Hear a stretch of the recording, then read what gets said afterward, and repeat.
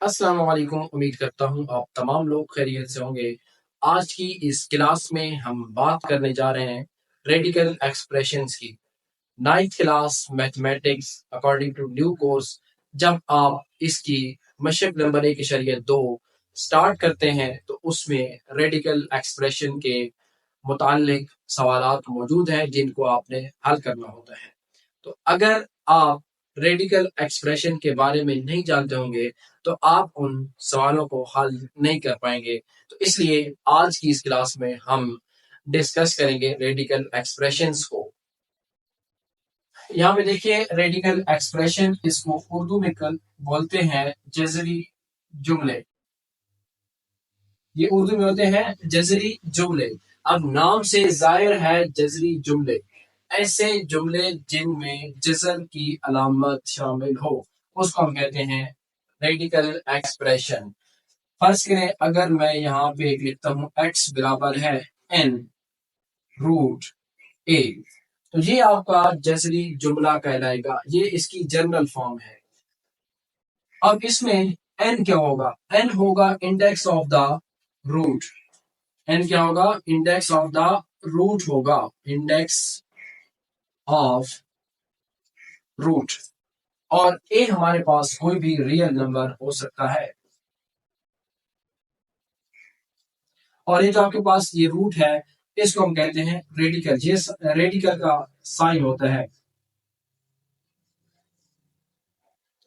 और ये जो ए लिखा हुआ है जजर के नीचे, इसको हम रेडिकेंट भी कहते हैं। जो चीज जजर के अलामत के नीचे लिखी जाए उसको हम रेडिकेंट बोलते हैं। ये आपने याद रखना है। रेडिकेंट भी इसको हम कह सकते हैं। कभी भी आपके पास आ जाए कि इसमें से रेडिकेंट क्या होगा तो आपने बैठ नहीं जाना। आपको पता होना चाहिए कि रेडिकेंट वो चीज होती है जो जजर की अलामत के नीचे लिखी जाए। इसको हम रेडिकल बोल रहे हैं तो इसको हम क्या बोलेंगे? रेडिकेंट बोलेंगे। तो ये आपके पास रेडिकेंट भी होगा और रियल नंबर भी है। रियल नंबर तो मस्ट होना चाहिए। अब अगर ये चीजें आपके पास हो तो इस जुमले को हम क्या कहेंगे? रेडिकल कहेंगे। इसकी एक दूसरी सूरत होती है जिसको हम कुव्वत नुमाई शक्ल कहते हैं, एक्सपोनेंशियल फॉर्म बोलते हैं। अगर इसी को मैं एक्सपोनेंशियल फॉर्म में लिखूं तो कैसे लिखूंगा? x is equal to a, और ये जो आपका रूट है इसको हम nth रूट बोलते हैं। इसकी यहाँ पे वैल्यू n है तो ये क्या कहलाएगा? nth रूट कहलाएगा। तो यहाँ पे आएगा 1/n।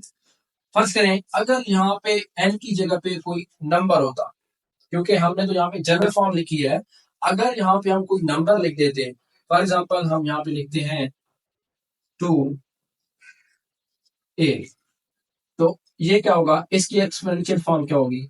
a 1/2। अब जनरली हम अगर इसकी वैल्यू 2 हो n की तो हम यहाँ पे लिखते नहीं होते।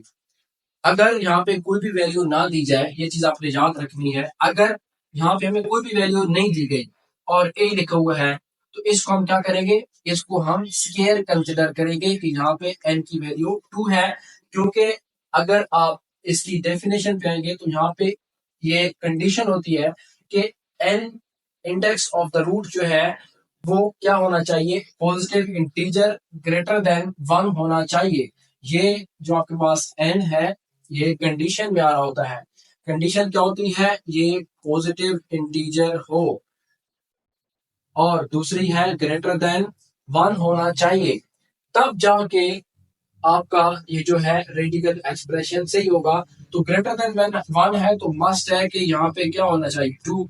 अगर यहाँ पे हमने कुछ नहीं लिखा होगा तो इसको हम एक्सपोनेंशियल फॉर्म में लेके जाएंगे, कुव्वत नुमाई शक्ल में लेके जाएंगे तो ये क्या होगा? 1/2 हो जाएगा।